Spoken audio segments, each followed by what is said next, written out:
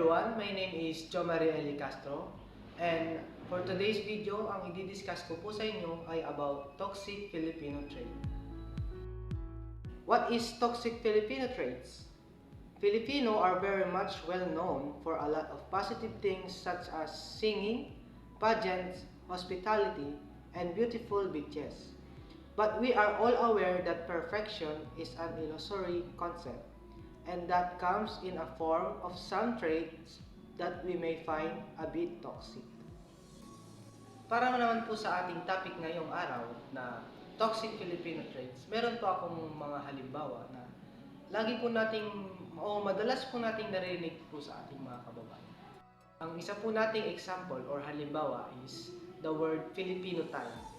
This trait is characterized by padding 1 or 2 hours from the agreed time, and therefore ending up very late for events or meetups. Isa naman sa mga example nitong Filipino time, halimbawa may lakad po kayo sa kinabukasan or may lakad po kayo sa ganitong araw at nakapag-usap-usap kayo ng mga kasama mo or mga kaibigan mo na ang oras is 7 AM ng umaga. At pagdating ng kinabukasan, late ka na ng gising. Yung 7 AM na dapat na alis nyo is hindi mo naabutan. 7 AM pa lang, naliligo ka pala. Yan. Kaya pagdating mo doon, late ka na at hindi nasunod ang oras ng dapat na alis nyo. Bakit toxic Filipino trait ang Filipino time? Ang nangyayari, parang nakakawalang respeto sa mga kasama mo na maaga nang gumising para makaabot sa oras ng napag-usapan nyo. Pero ikaw ay late na.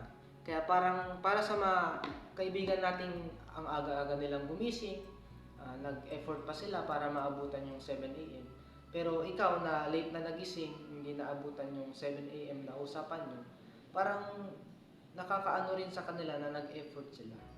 Ang pangalawang example naman po natin para dito sa toxic Philippine traits is noong panahon namin or during our time.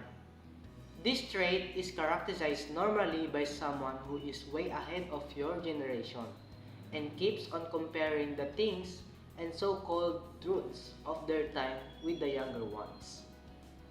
Yan po, ito po madalas po natin itong maririnig sa mas matatanda po sa atin, halimbawa mga lolo, lola po natin, or ang kahit mga magulang po natin. At ang halimbawa po nito is, minsan, halimbawa, papagalitan po tayo ng mas matanda po sa atin. Ang kadalasang ano po nila is, kinukumpara nila yung mga dating experience nila kaysa sa mga nakikita nila ngayon. Tulad ng mga bata po ngayon, ang mga bata ngayon, di ba, madalas mag-cellphone. Parang sasabihin nila, nung panahon namin, ganyan, nung panahon namin, wala kaming halos cellphone na ginagamit. Yan, parang mga ganyan. Ikinukumpara nila yung dating experience nila sa mga nakikita nila ngayon. And bakit naman ito naging toxic or Filipino toxic trait na halimbawa?